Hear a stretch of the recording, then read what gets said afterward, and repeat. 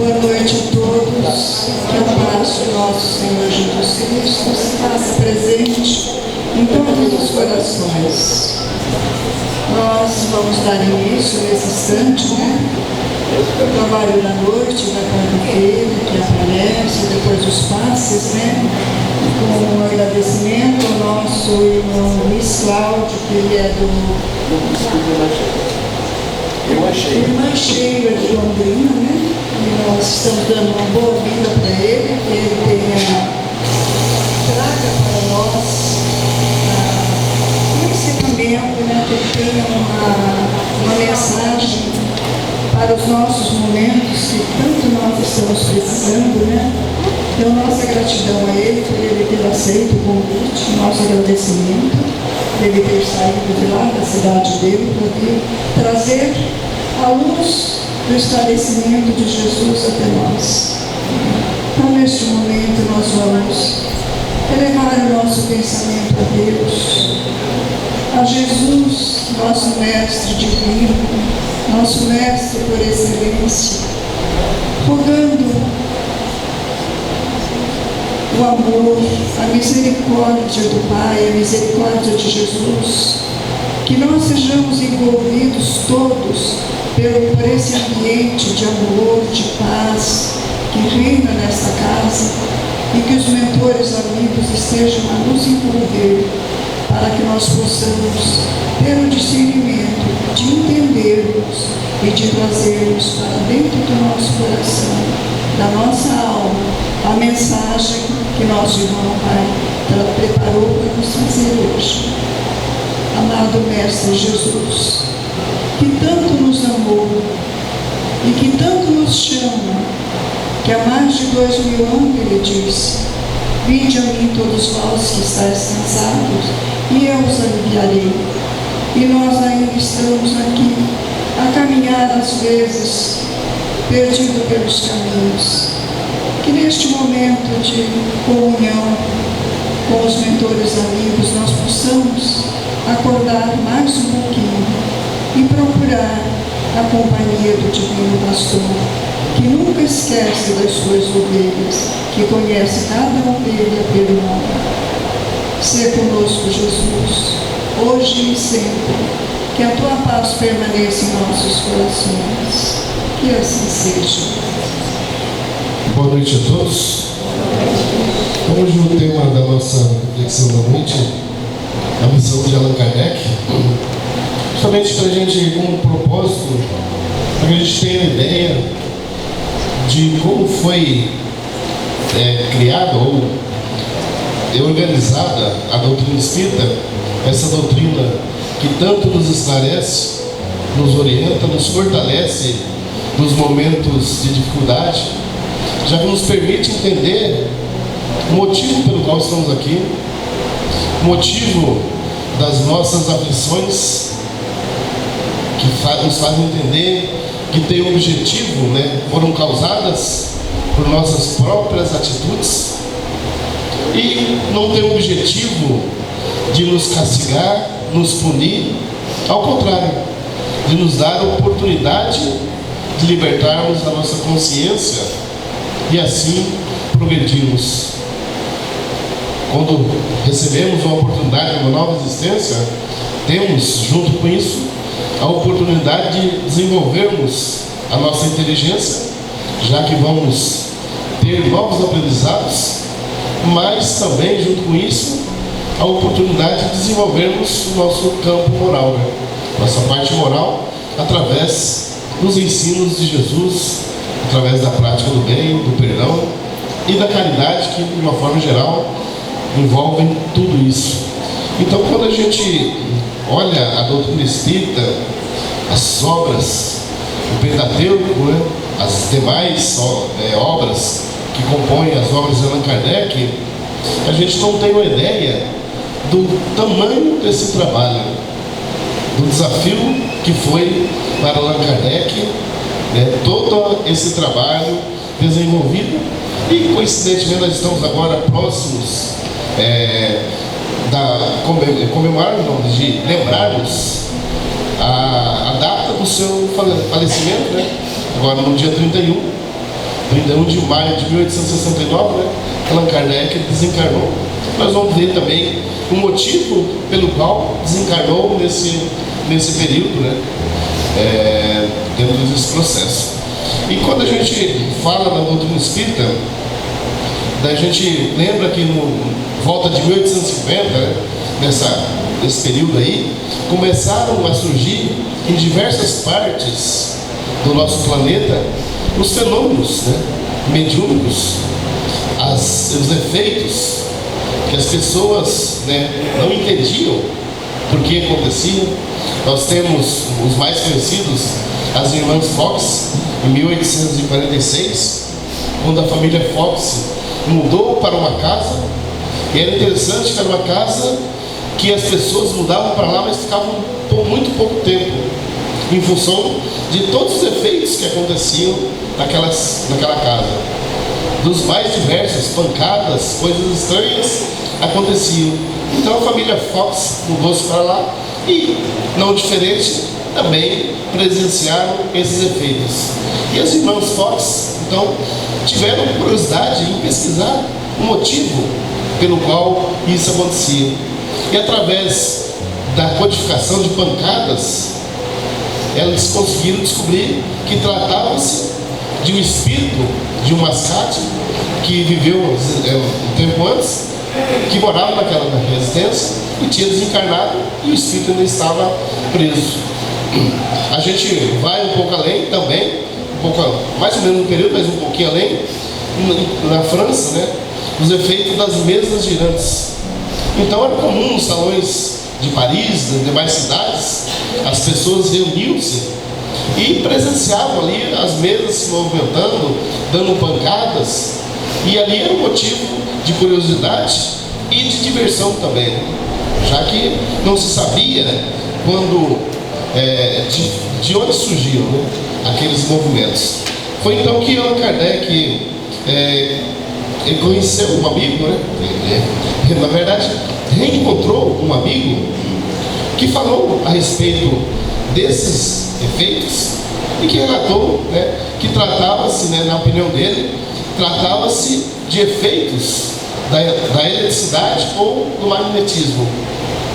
Então, Allan Kardec, como pesquisador que foi, né, como cientista, professor, né, grande conhecimento, achou perfeitamente natural isso. Mas o fato que um tempo depois ele encontra novamente esse amigo, e esse amigo novamente volta a falar a respeito desses fenômenos, mas dessa vez complementando, informando que havia ali movimentos inteligentes. Então, dessa feita, Allan Kardec já mudou o seu pensamento. Como pode uma mesa, material morto, sem cérebro, ter e produzir ali efeitos inteligentes? Então foi no ano de 1855, Allan Kardec teve a oportunidade de presenciar pela primeira vez uma dessas reuniões, onde aconteciam esses fenômenos. Mas diferente das demais pessoas que estavam ali presentes, apenas por diversão ou por curiosidade simplesmente, Allan Kardec foi além. Ele procurou entender de onde surgiu, qual era a causa daqueles movimentos, uma vez que as perguntas eram feitas e através da codificação de pancadas elas eram respondidas. E ele percebeu algo além disso. Ele percebeu que essas perguntas, muitas das respostas eram dadas sem que alguém tivesse verbalizado a pergunta. Ou seja, alguém pensava em determinada pergunta, era dada a resposta através das pancadas. Então ele chegou à conclusão de que se tratava de espíritos. Mas a sua observação, ele chegou também à conclusão, pela qualidade das respostas que eram dadas, ele também chegou à conclusão de que se tratavam de espíritos assim como nós, espíritos ainda imperfeitos, que não detinham um grande conhecimento. Então foi que Allan Kardec resolveu dar sequência às suas pesquisas e aprofundar um pouco mais, né, a respeito do assunto. E começou a fazer esses questionamentos através de médiuns. Ele elaborava os questionamentos, distribuía para esses médiuns, e esses médiuns, através da comunicação com os espíritos, traziam as respostas. E é interessante a gente lembrar, né, a história, a trajetória de Kardec. Ele passou, né, veio de uma família protestante. Na sua infância, ele foi enviado, né, encaminhado à escola de Pestalozzi, foi discípulo de Pestalozzi, e depois, né, já formado, retornou para a França, onde exercia a profissão, né, de professor. Dava aula, né, diversas matérias, falava diversas línguas, né, tinha um grande conhecimento. Inclusive, nas horas de folga, ele lecionava gratuitamente para aquelas crianças, aqueles jovens que não tinham condições de pagar.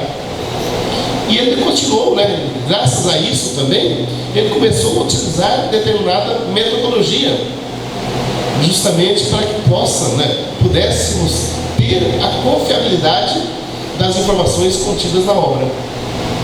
Porque a gente às vezes não tem ideia, quando a gente começa a analisar, ver os casos lá daquelas médiuns que estavam lá na cidade dele, a gente inicialmente imagina que era somente aquele pequeno grupo de médiuns que trabalharam nessa incumbência, né, de fazer essa comunicação, fazer a pergunta e receber a resposta e repassar ao Kardec. Ao contrário disso, Allan Kardec distribuía essas perguntas para diversos centros. Quando a gente lê a introdução do Evangelho segundo o Espiritismo, em determinado ponto que ele fala na confiabilidade, ele diz lá que ele a receber a comunicação de médios espalhados, né, médios de mais de 900, de perto de 1.000 centros espíritas sérios, espalhados pelos mais diversos pontos da Terra. Ou seja, ele distribuía por vários países. Esses médiuns não sabiam da existência um do outro, ou seja, e muito menos conheciam o conteúdo das perguntas que os demais médiuns recebiam, justamente para gerar essa confiabilidade. Então, ele recolhia todas essas informações e ia confrontando através de métodos também científicos, descartando tudo aquilo que não gerava uma convergência, que gerava contradição. E mesmo assim, em diversos pontos, se a gente observar nas obras de Allan Kardec, em diversos pontos, a gente vê Allan Kardec indagando os espíritos. Mas por que você me está me dizendo isso, se outro espírito diz coisa diferente?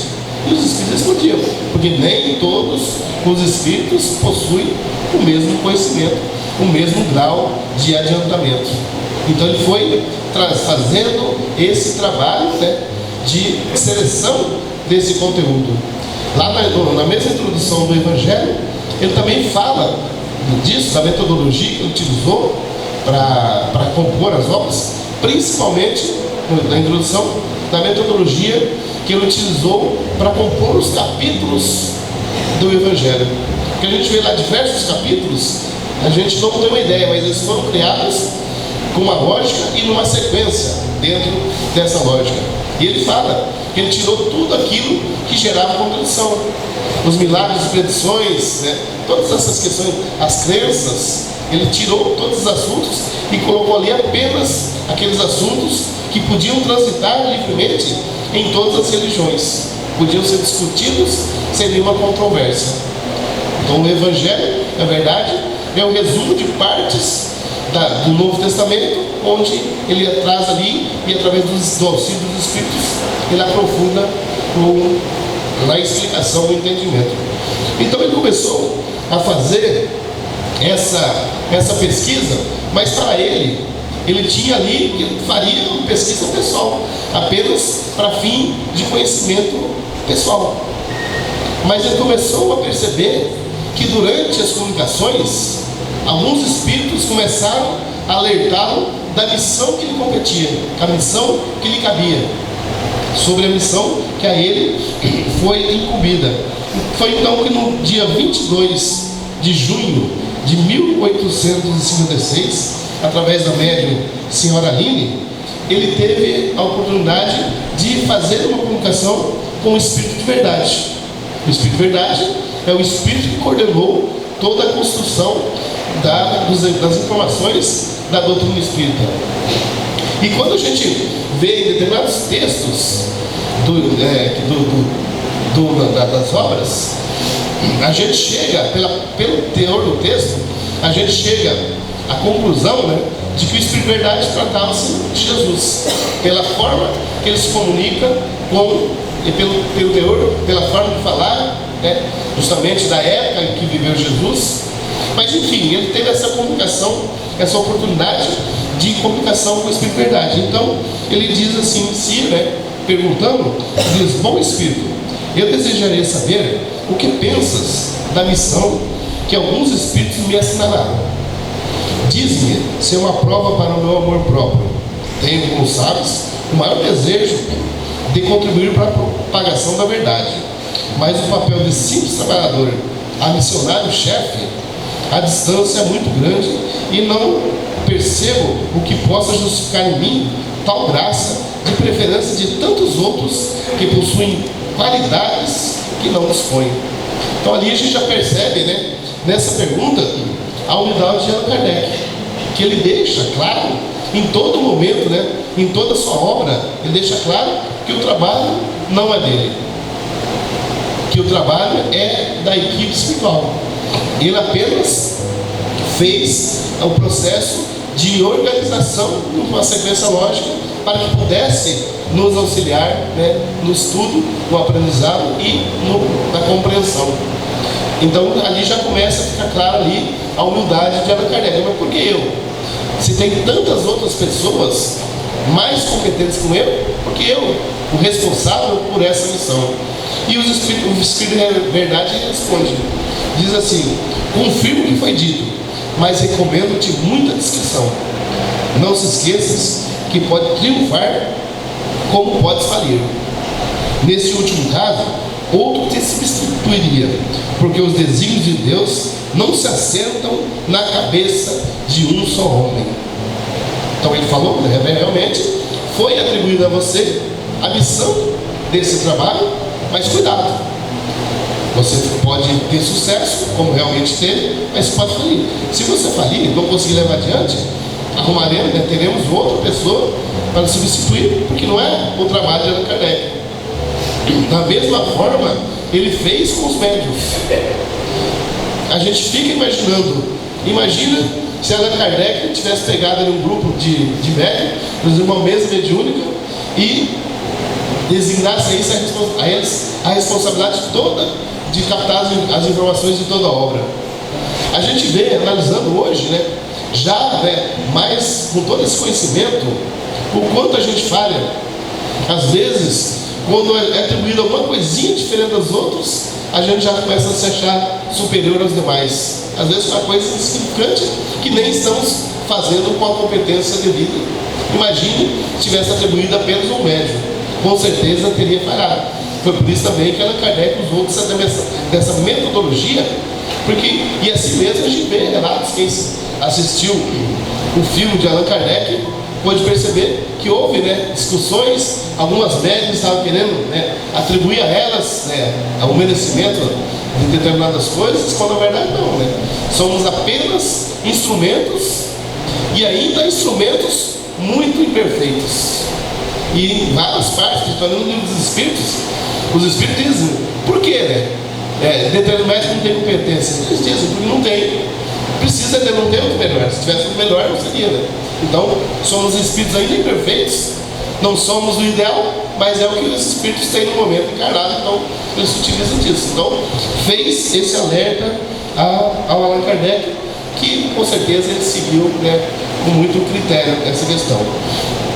Aí segue a comunicação e percebe, né, no retorno novamente de Allan Kardec, que ele diz: peço-te a tua assistência e a dos bons espíritos para ajudarem e ampararem a minha tarefa. Ou seja, por esse pedido, já dava a entender que ele estava dizendo sim, né?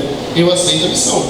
Já estava pedindo o auxílio, né, dos Espíritos, né, do Espírito de Verdade e também dos demais Espíritos.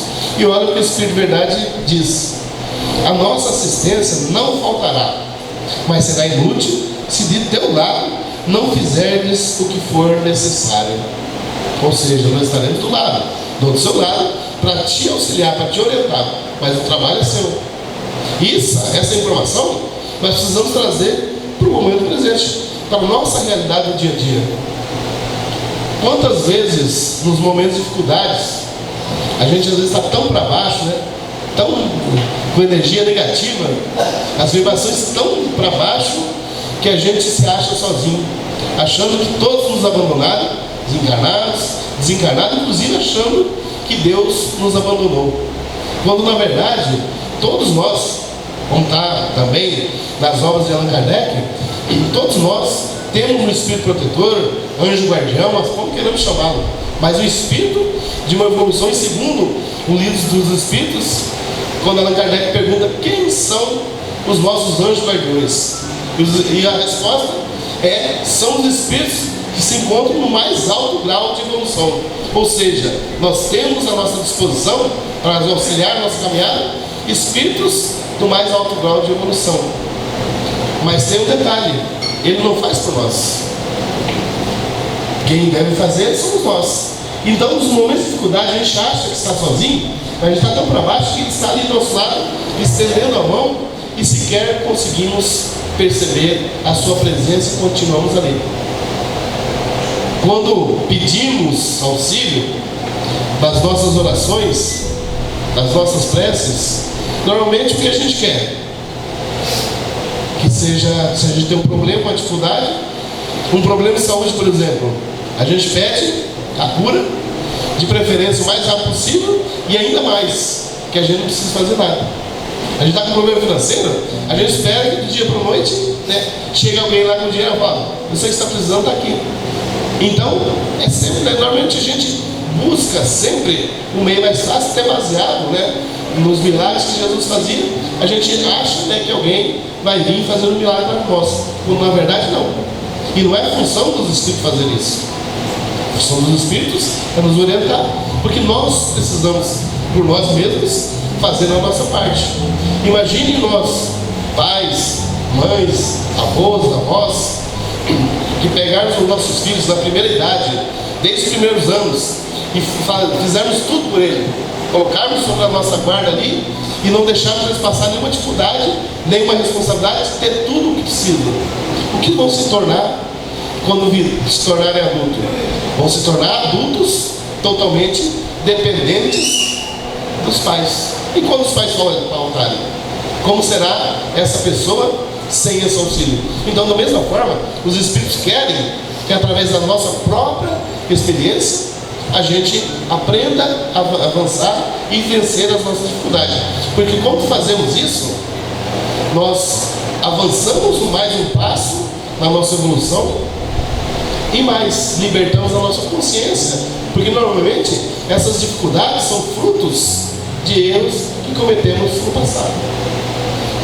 No livro do Espírito, mais uma vez, quando Allan Kardec fala a respeito dos pedidos, né, como Allan Kardec pediu aqui, na verdade quase como uma oração, né, pedindo assistência dos bons espíritos. Então, Allan Kardec, eu não me recordo se é a questão 667 do livro dos Espíritos, Allan Kardec pergunta se as preces que por nós mesmos fizermos têm o poder de nos livrar ou atenuar as nossas dificuldades.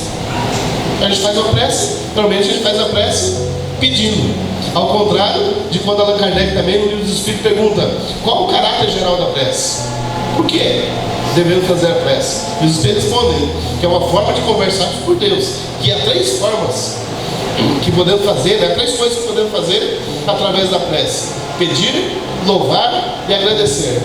O que fazemos quase na totalidade? Pedir, a gente pede. Agradecer, a gente não agradece muitas vezes nem quando somos atendidos, quanto mais se a gente acha que não somos atendidos. Então, eles perguntam: se tem esse poder? E aí os Espíritos respondem que as nossas provas estão nas mãos de Deus e algumas que devem ser suportadas até o fim. Ponto. Ou seja, faz parte da nossa programação. Nem tudo será atendido da forma que desejamos, né? Ou que imaginamos. Por quê? Porque elas fazem parte, elas vêm como um meio que a gente tem de vencermos essas dificuldades. Uma vez que, quando retornamos à pátria espiritual,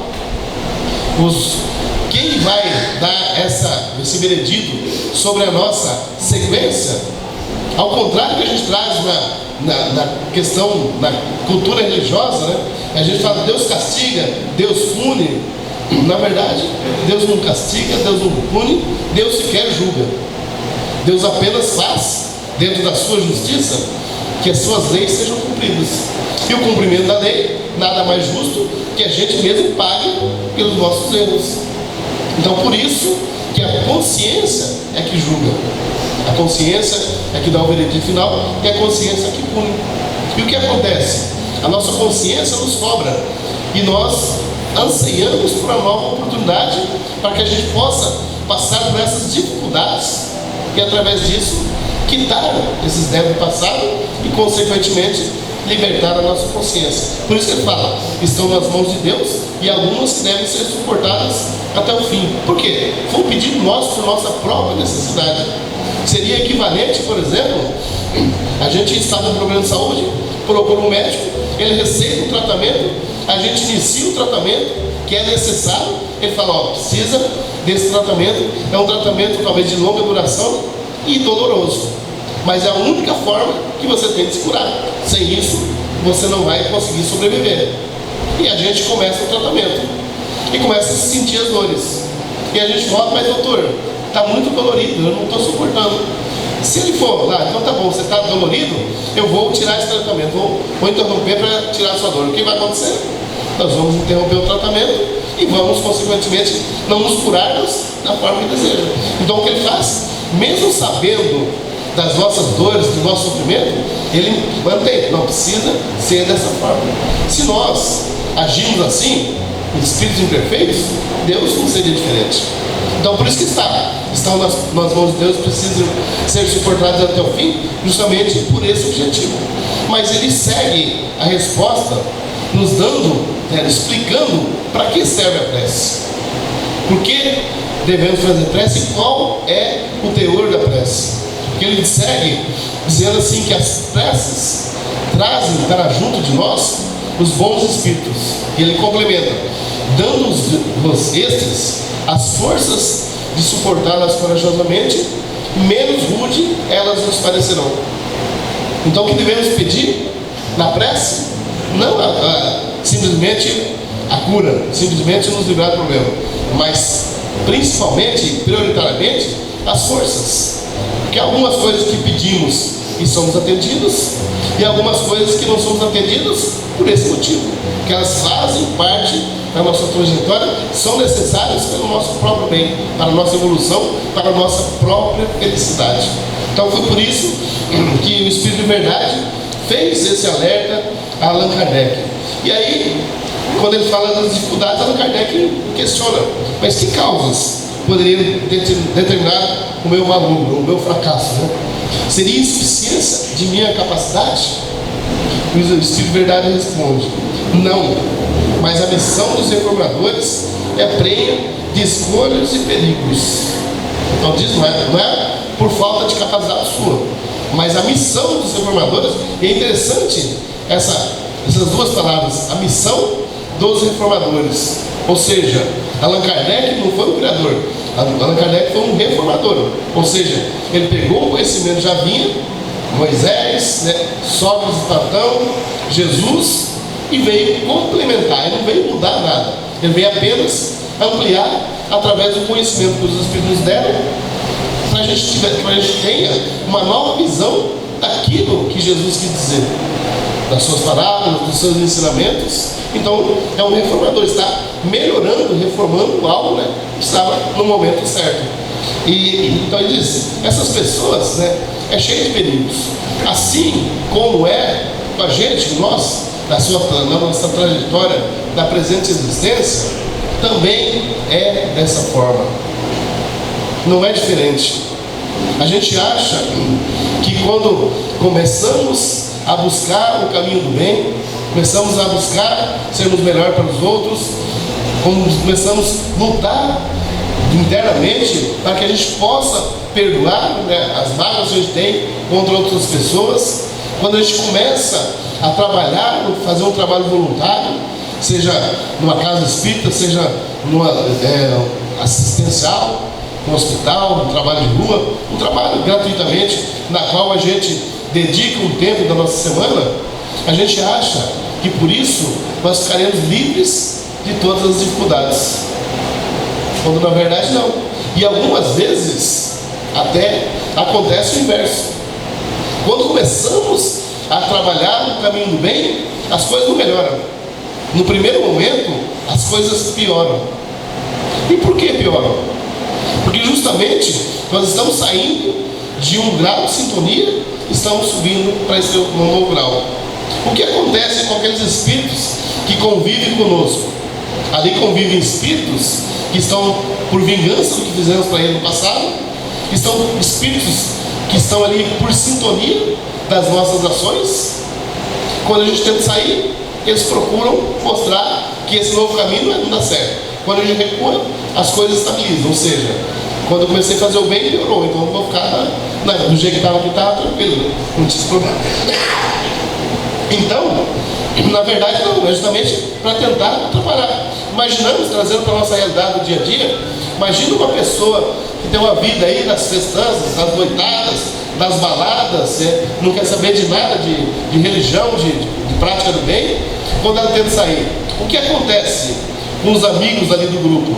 Eles tentam induzir através de conselhos para que a pessoa não saia, e às vezes até através de ações. Por isso que precisamos perseverar.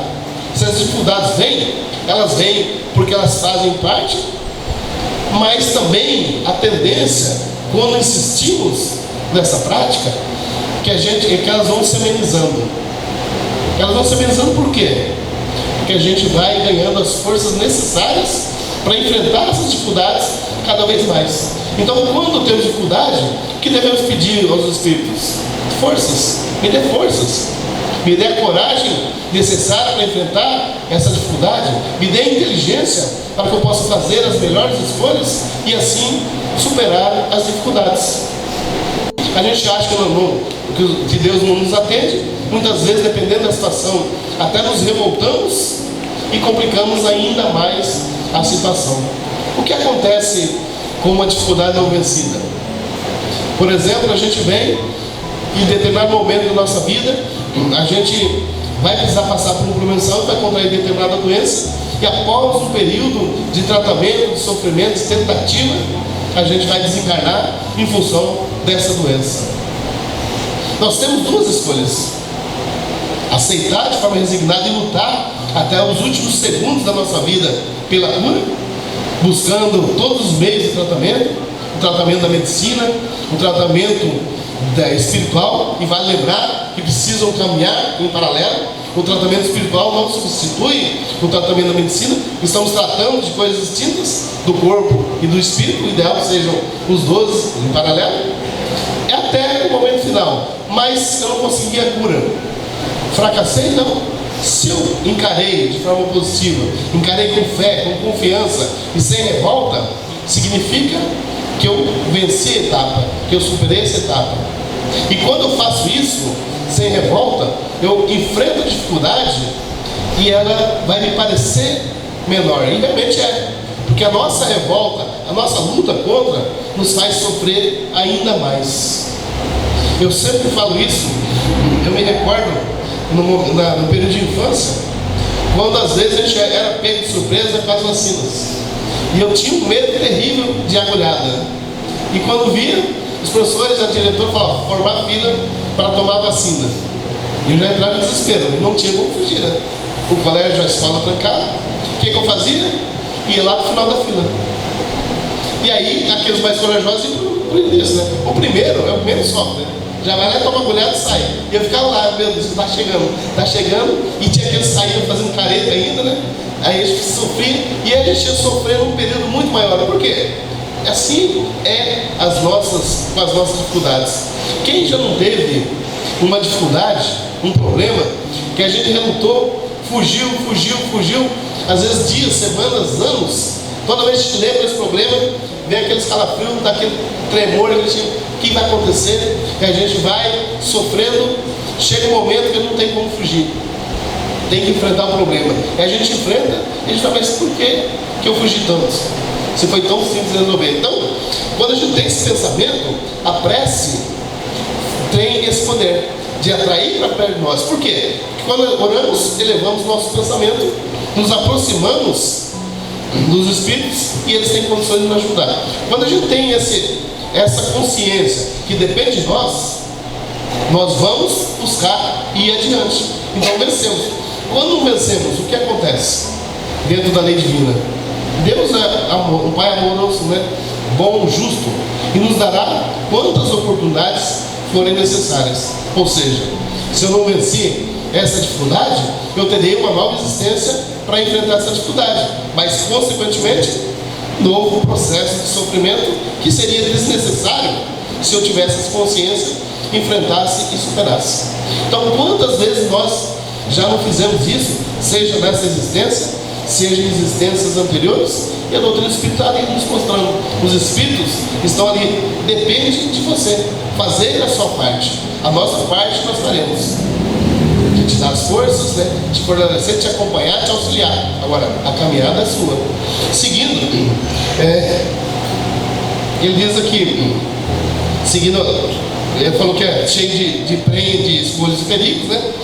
E ele diz ainda, não basta publicar alguns livros para em seguida ficar tranquilamente em casa. Tem que expor a sua pessoa, suscitará contra ti ódios terríveis, inimigos encarniçados se conjugarão para a tua perda. Ou seja, quando começamos o trabalho do bem, começamos automaticamente a adquirir inimigos, pessoas tentando te derrubar. Ninguém bate em alguém que está fazendo nada, vão tentar derrubar aquele que está fazendo. Então alertou, você terá dificuldades. E ele diz, não basta publicar alguns livros. E a gente analisa as obras de Allan Kardec, colocando o Pentateuco, que são 5 obras básicas, a Revista Espírita são compostas de 12 livros, e as demais, se eu não me engano, dá 22 ou 23 obras, já que ele deixou também ali uma parte da obra escrita, de obras póstumas, né, que não deu tempo de publicar. Então, imagine na época de Allan Kardec, como diz, a distribuir comunicações para mais, perto de 1.100 espíritas sérios. A gente imagina, na época, não tínhamos os meios de comunicação que tem. Se fosse hoje, talvez seja mais fácil. O computador, a gente mandaria e-mail, um médico nos Estados Unidos, um para o Japão, outro na Alemanha, e em pouco tempo teria de volta essa comunicação. No editor de texto, a gente faria rapidinho. Na época, não. Era tudo. A gente imagina quanto tempo demorava para uma comunicação sair da França, chegar até o destino, o médium fazer, devolver e depois, de forma manual, analisar resposta por resposta, processar tudo, tirar aquela que não tem confiabilidade e unir e criar um texto daquela que tem confiabilidade, de mais de 20 obras.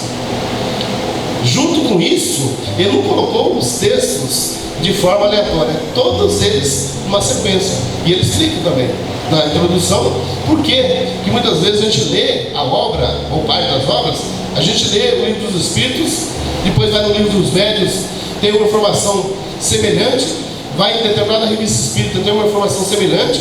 Não foi um acaso. Ele distribuiu, para não ficar muito maçante, ele distribuiu essas questões, foi complementando nas demais obras. Ou seja, a partir do momento que a gente vai lendo essas obras, a gente aprendeu um pouquinho no livro dos Espíritos, aprende um pouco mais no livro dos Médiuns. Quando volta a ler o livro dos Espíritos com esse conhecimento, a gente já amplia mais o conhecimento, então vai nos dando conhecimento à medida que vai ampliando, conhecimento à medida que vamos lendo, estudando as suas obras. Então foi tudo utilizada de uma metodologia, uma sequência lógica para que a gente pudesse fazer o melhor proveito. E aí ele continua, né? Toda essa dificuldade, ainda diz: com o sacrifício do teu repouso, da tua tranquilidade, da tua saúde e até da tua vida, pois sem isso viverias muito mais tempo. Então imagina se fosse atribuída a um de nós aqui essa missão. Quem de nós aceitaria uma missão como essa? A gente às vezes fica reclamando um pouco do trabalho que tem, né? Generalizar. Mediante essa quantidade de trabalho, porque é interessante a gente entender que todo esse trabalho que a gente está falando que foi gigantesco, ele não parou com as suas atividades de professor, que ele dependia do seu sustento, ele não tinha uma fonte de renda. Então, ele continuou com as atividades e simplesmente agregou ainda mais toda essa carga de trabalho. E está dizendo ali, né? Sem isso, você não teria tranquilidade, não teria problema de saúde e viveria mais. Ou seja, você faz isso aí, você vai antecipar o seu retorno ao mundo espiritual. Vai morrer antes do prazo que foi planejado. Aceita? Isso a gente serve para que a gente possa refletir, né, na nossa vida, nas nossas análises. Quando a gente está às vezes desanimado na vida, achando que tudo está difícil, essas biografias, né? Assim como a gente tem tantas, várias, né? O próprio paizinho aqui, né? O Gonçalo, quando a gente vê a sua trajetória, a gente fala: poxa vida, né? Eu não estou fazendo nada. Então isso serve de motivação, deve servir de motivação, não para nos derrubar ainda mais, mas para analisar, principalmente nos momentos de dificuldade. A gente às vezes, uma dificuldade mínima, a gente às vezes já cai em desespero, começa a reclamar de tudo. Às vezes uma dorzinha de cabeça, a gente acha que não tem mais jeito. E as pessoas que estão lá, por exemplo, internadas no Hospital do Câncer em estado terminal, e às vezes tem muitas lá que não estão reclamando a metade do que a gente está reclamando. A gente reclama quando não consegue, de repente, no final do ano, nas nossas férias, viajar, queria viajar para a praia, conhecer o Nordeste, não deu. E as pessoas que sequer têm emprego reclamam quando a gente não consegue uma casa melhor. E os sem teto, né? Então, quando a gente começa a analisar a nossa vida, por mais difícil que ela esteja, não há motivo para a gente reclamar. A gente vai se sentir envergonhado em reclamar, porque a gente olhar do lado, às vezes, muito próximo, a gente vai ver que existem pessoas em pior situação do que a nossa, seja de saúde, seja material, e que não estão reclamando. Ao contrário, muitas delas estão felizes, lutando de forma corajosa e de forma acreditando em Deus. Então isso deve servir para nós, nos momentos de dificuldades, para a gente unir todo esse conhecimento, que serve para nos fortalecer, porque aí o nosso sofrimento será menor. Eu não vou escolher o final da fila, eu vou escolher o início da fila, porque eu sei que eu vou vencer logo e sigo. Se eu escolher o final, eu vou demorar mais tempo ainda, mais sofrimento, para chegar ao nosso objetivo. Todos nós aqui, sem exceção, não importa a condição que estejamos, aquela pessoa que está no presídio, aquele assassino sanguinário já assassinou dezenas, centenas de pessoas, que a gente fala: esse não tem mais jeito? Tem.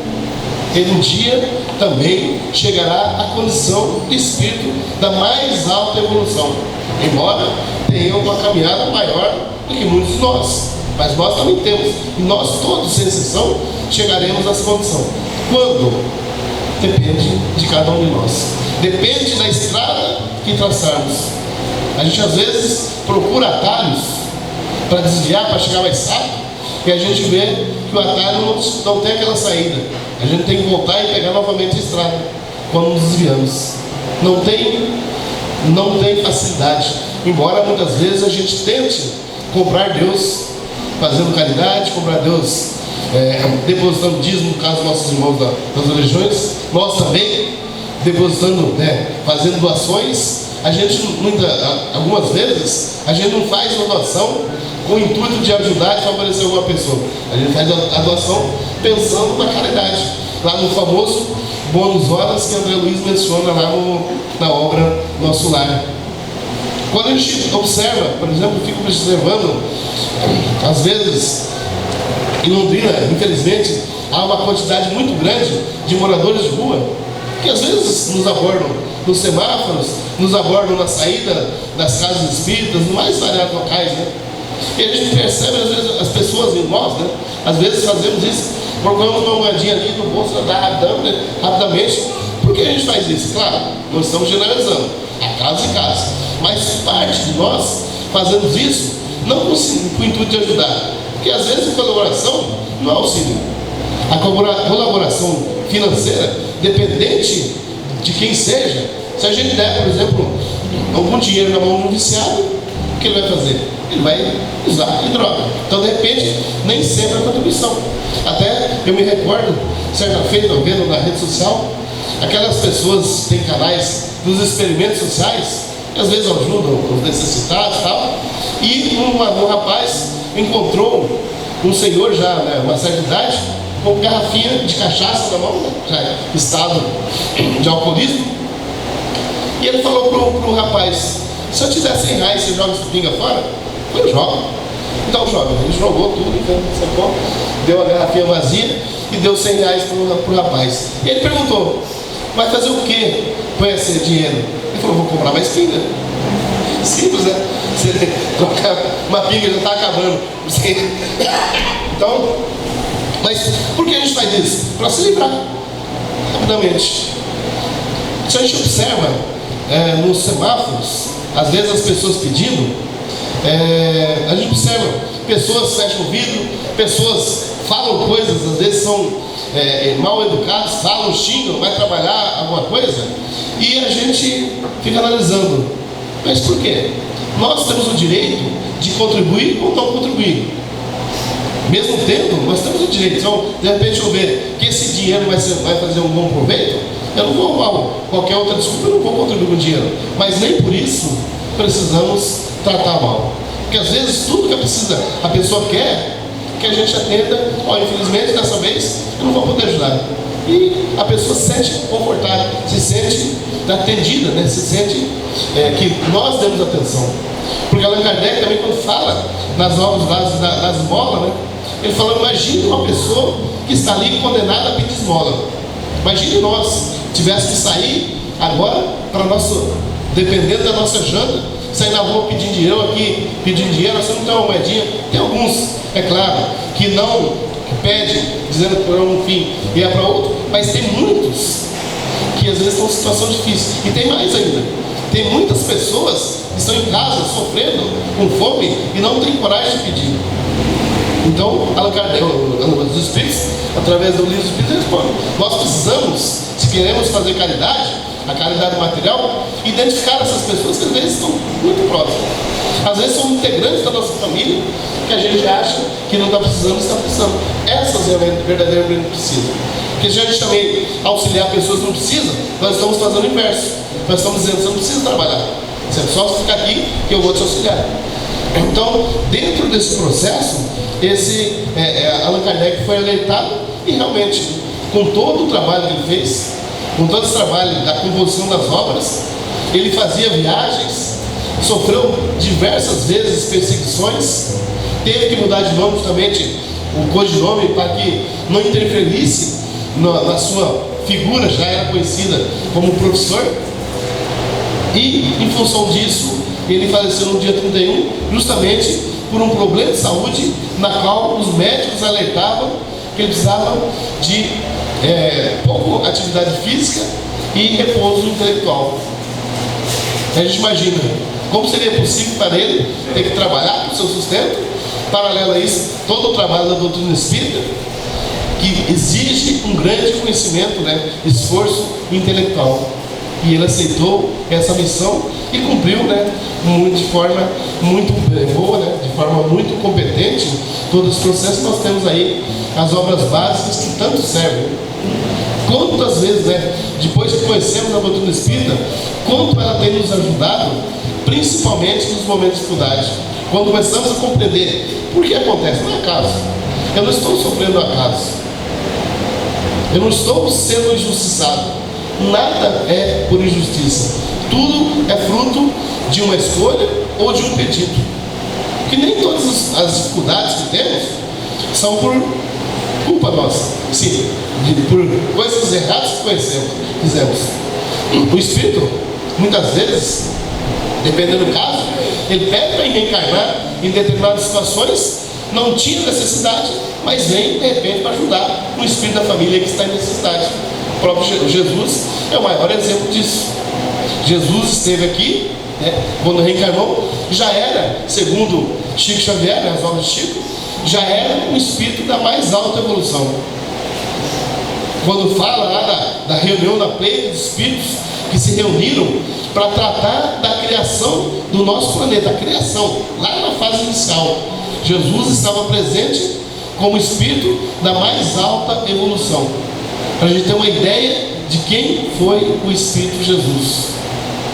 E ele, no entanto, se submeteu a uma nova existência num mundo muito inferior a dele. Imagina o esforço que Jesus teve de fazer para conseguir, né, vir na nossa esfera, e passou por todos esses sofrimentos sem necessidade.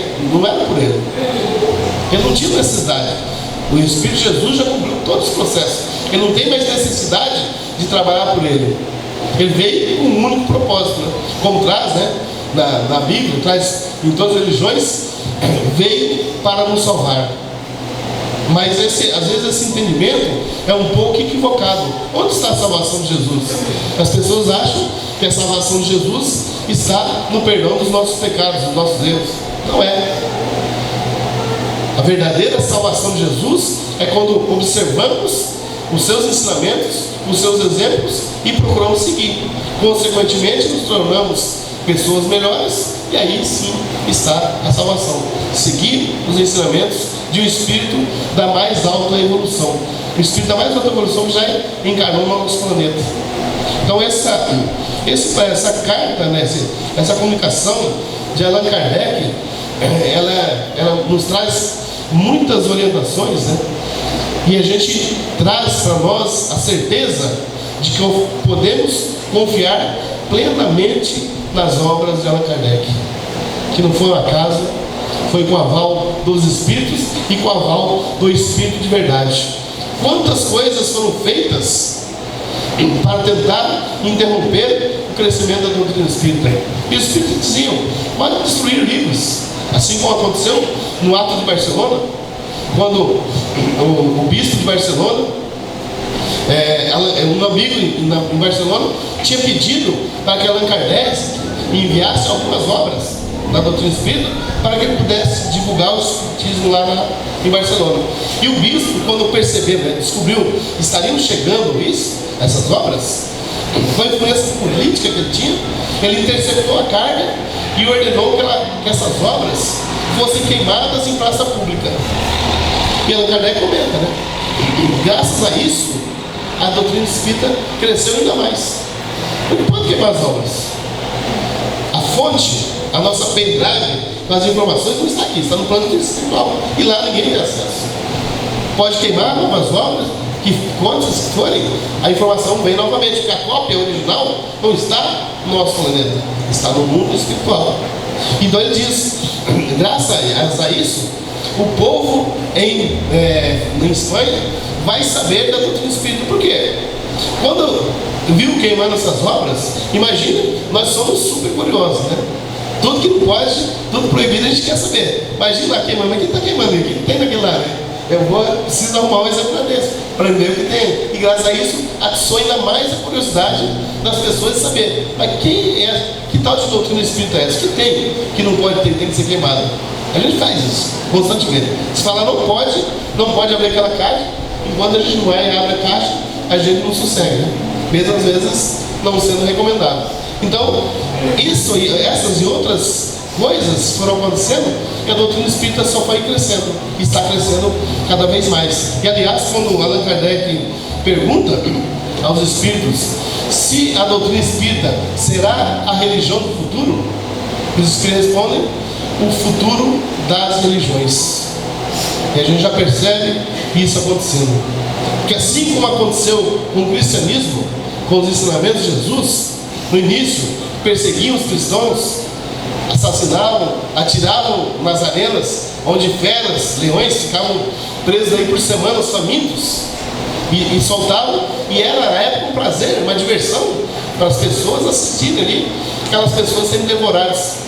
Mas eles ficavam intrigados que os cristãos entravam de forma humilde, cantando de forma serena, e muitos se ajoelhavam para que o leão viesse alimentá-lo. Por quê? Eles sabiam, tinham a certeza que a verdadeira vida não é essa. E o Espiritismo, quanto mais tentavam perseguir, mais o Espiritismo cresceu. Desculpa, o cristianismo cresceu. Quando Roma viu que não podia conter isso, então a gente não pode com o inimigo, vamos nos unir a ele. Então, aí surgiu, né? Igreja Apostólica Católica Romana. E começou todo o processo. Depois houve divergências, surgiu o protestantismo, etc. A doutrina espírita é considerada filosofia, ciência e religião. Mas por que Allan Kardec não menciona em qualquer ponto de suas obras religião, embora seja sim uma religião cristã? Por que não menciona como religião? Qual a preocupação? Justamente de que ela se tornasse o que tornou os ensinamentos de Jesus. Fosse criado créditos, fosse criado coisas ali para que pudessem atrapalhar. Se a gente analisar diferentemente das religiões, aí vale lembrar, nós não estamos falando mal das demais religiões, das nossas religiões irmãs, católica, dos nossos irmãos protestantes, no momento algum. É apenas uma observação e, aliás, devemos respeitar a crença de todo, embora seja cristã, seja outra religião, todas as religiões são importantes, porque não é a religião que leva a pessoa à salvação. A religião é apenas um caminho, é uma escola. Se o aluno estuda, passa por uma escola, mas não estuda adequadamente, ele não vai aprender. Então, a religião é o meio que conduz, nos faz evoluir. Por isso que a gente deve respeitar todas as religiões. Mas, por que ele não colocou isso? Justamente para que não tivesse essa hierarquia. Se a gente observar, a doutrina espírita não tem hierarquia. Ela existe sim uma hierarquia administrativa. Essa casa possui uma diretoria, um presidente, um vice, um tesoureiro, possui conselheiros, mas são atividades puramente administrativas. Assim como vinculada à casa existem as uniões regionais espíritas, federações do Estado do Paraná, do Paraná, Federação Brasileira. Então são hierarquias administrativas, mas ninguém é mais do que ninguém. Todos nós estamos na mesma condição. Não tem aquela figura de uma pessoa que é o chefe de todos. Até mesmo que a gente sabe que a doutrina espírita, o cargo, o material, pouco importa. O que verdadeiramente vale é o interno. Às vezes eu posso ser presidente de uma casa espírita, presidente da URI, da Federação do Estado do Paraná, da Federação Brasileira, e uma pessoa que vem e nunca teve cargo nenhum, simplesmente sente assiste palestra, é muito mais evoluída do que eu, moralmente, talvez até intelectualmente. Então por isso estamos no mesmo nível, e foi por isso que eu não colocou. Mas temos a certeza plena de que a doutrina espírita nos dá toda a condição. As obras de Allan Kardec servem como base, até mesmo para que tenhamos condições de dar sequência nos nossos estudos. Tem gente que fala, mas não deve ler romance, não deve ler determinadas obras. Allan Kardec não disse isso. Ao contrário, ele orientou que lêssemos. Agora, por que é importante o conhecimento das obras básicas? A gente tem como material de comparação o que é certo e o que é errado. E infelizmente, muitas obras trazem coisas com uma distorção muito grande daquilo que é a doutrina espírita. E quando temos o conhecimento, a gente sabe distinguir o que é uma obra importante, o que é uma informação importante, o que não é. Então, por isso, a necessidade de estudarmos as obras básicas, fica o convite a todos nós. Então, com isso, desejo a todos uma excelente resto de semana. Foi um prazer estar aqui. Estou à disposição. Muito obrigado e que Deus nos ajude a todos. Boa noite a todos. Então vamos, uma vez mais, com o coração ligado ao nosso Senhor Jesus. Vamos pensar nele. É uma hora conturbada na terra, quando a presença de amor do Mestre chega até os mais profundos abismos e liberta das legiões das trevas espíritos prisioneiros há muitos séculos, que vêm para a superfície. Portanto, a hora é de extrema vigilância e oração. Nós, Senhor, aqui estamos, agradecidos pelo conhecimento que nos é dado através do Espiritismo, e rogamos ao Senhor que a sua profunda misericórdia possa alcançar os governantes da terra para a nossa tão sonhada paz entre os povos, para a fraternidade universal. Sê com todos, Senhor. Sê com o nosso Brasil, que precisa se lembrar do seu Evangelho, da generosidade do seu povo, e que fique em paz uns com os outros. Rogamos, Senhor, entra nos nossos lares, entra, Senhor, e protege cada um de nós, ó Senhor, aqueles que hoje nos consideramos os cristãos do presente, para que tenhamos a permanência com o seu amor, para que sejamos capazes de perseverar até o fim. Que o seu amor nos abençoe, Senhor, e que possamos sair em paz. Muito obrigada.